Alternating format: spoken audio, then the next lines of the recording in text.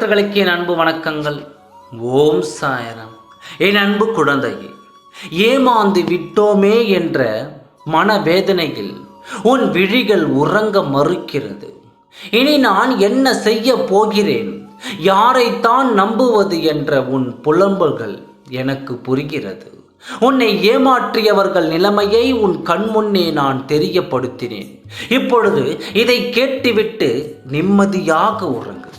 இப்பொழுதெல்லாம் துரோகிக்கப்பட்டு விட்டோமே, ஏமாந்து விட்டோமே என்றெல்லாம் உன் தூக்கத்தை கெடுத்து கொண்டிருக்கிறது. நம்பி ஏமாந்த நீ இவ்வாறு புலம்பிக் இருக்கும்போது உன்னை நம்ப வைத்து ஏமாற்றியவர்கள் எந்தவித குற்ற உணர்வு இல்லாமல் சாதாரணமாகவும் சந்தோஷமாகவும் வாழ்வது இன்னும் உன் மன அமைதியை குலைத்து கொண்டிருக்கிறது. ஒரு விஷயத்தை நன்றாக புரிந்து கொள். ஒருவன் செய்யும் நல்லவையும் கெட்டவையும் அவன் கணக்கில் உடனே எழுதப்படும்.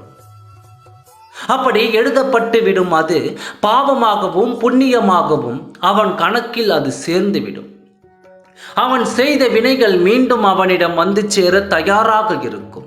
ஆனால் அது அவனிடம் வந்து சேர சரியான கால நேரத்தை பார்த்து காத்து கொண்டிருக்கும். கெட்ட நேரம் எனும் சூழ்நிலை வரும்பொழுது அவன் கர்ம வினைகளின் அனுபவித்து ஆக வேண்டும். காலங்கள் வரும்பொழுது அவன் செய்த அத்தனை பாவங்களும் அவன் கழுத்தை நெருக்க ஆரம்பிக்கும். தான் செய்த பாவங்களில் தானே சிக்கி தவிக்கும் போது தான் அந்த பாவங்களுக்கான பரிகாரங்களையும் மன்னிப்புகளையும் கோரி அலைவார்கள். அப்படியாகத்தான் உன்னை ஏமாற்றி சென்றவர்களும் உனக்கு துரோகம் இழைத்தவர்களும் அவர்களுக்கான கால நேரம் வரும்பொழுது அவர்கள் செய்தவற்றையெல்லாம் உணர்ந்து உன்னிடம் மன்னிப்பு கோர உன்னை தேடி அலைவார்கள். பாவங்கள் ஒருவனுக்காக காத்திருக்கும் போது நீ செய்த புண்ணியங்களும் உனக்கான கால நேரம் வரும் வரை காத்து கொண்டு தான் இருக்கும். உனக்கு நல்ல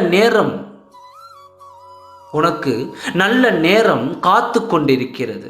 அது வரும் வரை நீ சற்று பொறுமையாக இரு. நல்ல நேரம் துவங்கும் போது உனக்கான புண்ணியங்களும் தானங்களும் தர்மங்களும் உன்னை காக்க ஓடோடி வரும். அந்த காலகட்டத்தில் நீ வருந்திய இத்தனைக்குமான சந்தோஷங்களை பரிபூரணமாக அனுபவிப்பாய். கெட்டவர்கள் ஒழிய ஒரு காலம் வரும்பொழுது நல்லவர்கள் வாழ நிச்சயம் ஒரு காலம் வரும். உனக்கான காலம் வரும்போது நீ அதிர்ஷ்டசாலியாக இருந்தால் உன்னை ஏமாற்றியவர்கள் நிலையை உன் கண்முன்னே காண்பாய். நியாயத்தின் பக்கமும் தர்மத்தின் பக்கமும் உனக்கு நீதி இருக்கும். கூடிய விரைவில் உனக்கு நீதி கிடைக்கப் போகிறது. உன்னை ஏமாற்றியவர்களின் கண் முன்னாலே உனக்கான நீதியை நான் வழங்கப் போகிறேன். நீ சந்தோஷமாக அவர்கள் முன் வாழ்ந்து காட்டுவாய். கவலைப்படாமல் இரு, நல்லதே நடக்கும். ஓம் சாய்ராம். நன்றி, வணக்கம்.